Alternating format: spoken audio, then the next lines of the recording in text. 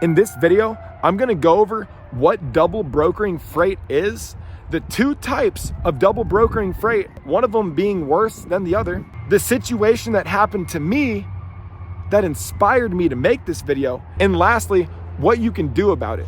Stay tuned, listen up, and let's fight back against these mother truckers taking our money.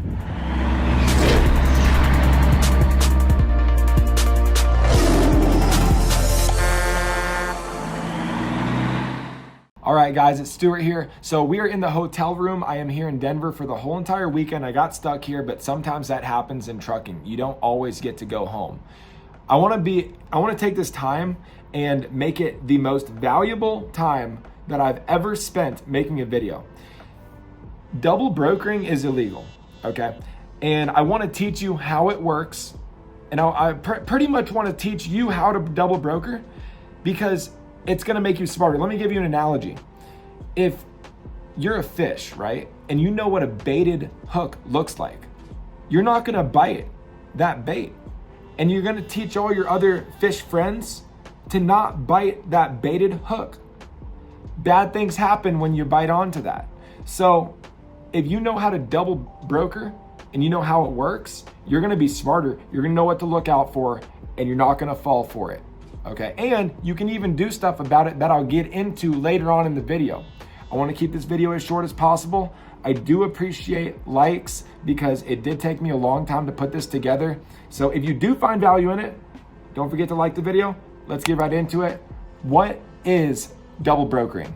All right, so the way double brokering works is a customer is willing to pay a broker to move some freight.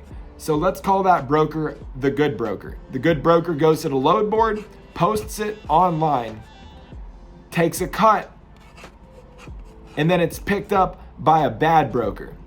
That bad broker reposts it, but he takes a cut, so he posts it for less money, and then you find it on the load boards, you run that load. The problem with this is there's two people in between you and the customer. All right, so that's the part you probably already understood. It's double brokering. There's two brokers. You can get that. How did the bad broker get the load from the good broker in the first place? I'm gonna say this in as few words as possible. They have a motor carrier number. So they have a brokerage and a motor carrier. A lot of people do. You know, that's not illegal. You can have a brokerage and you can have a motor carrier number. That's how you grow a trucking company. So when a customer calls me from Texas and I say, oh, I'm in New York, I can't run that load.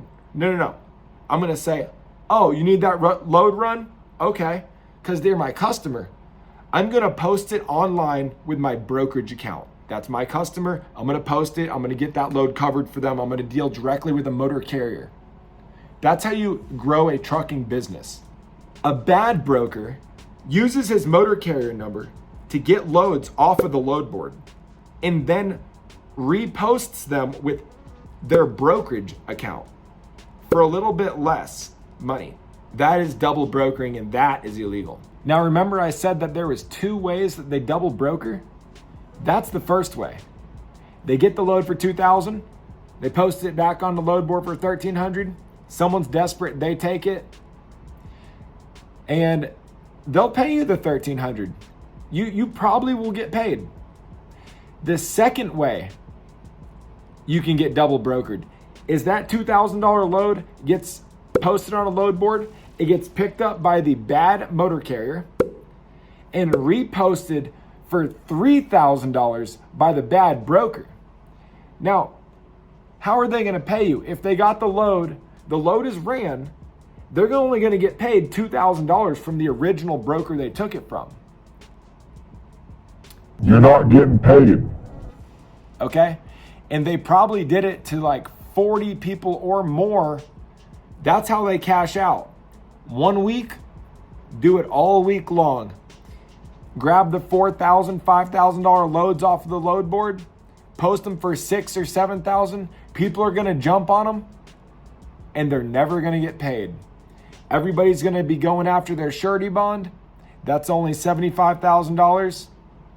and it's not going to cover all the losses that were incurred. That would be the worst way that you can get double brokered, and that's the way that happened to me. Luckily, I didn't run it because I did my due diligence, I made my phone calls, and I figured out who the original broker was. But I wasn't trying to find out who the original broker was. I was just trying to make sure that whoever paid for the shipping used the broker that I'm using.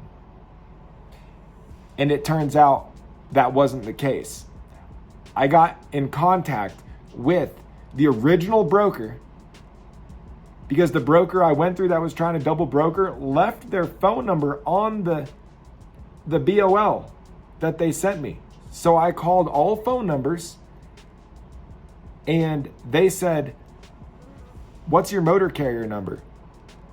And they said, "Yeah, that's not the motor carrier that we gave it to. That load's already been taken." That's when I realized I had been double brokered. Those people were never going to pay me the $3,000. They took it from the original broker for $1,700. Okay? They were going to get paid $1,700. I was going to run the load, and they were never going to pay me. Make sure you talk to the shipper or the receiver and that you guys are both using the same brokerage. Now, what can you do about it if you're not? If you already have that load on your trailer, you already drove there, and then you found out that you're not using the same broker, call the original broker. Call the broker that the customer is using. Cut that middleman broker out. Then you'll get the full rate. So you'll make money, and you can even go to the load board and report them for doing that. I know it sucks. It takes time out of your day, but you have to report them. You need to do your due diligence and make sure that you are using the same broker that whoever paid for the shipping is using. And with that being said, guys, that is how you combat double brokering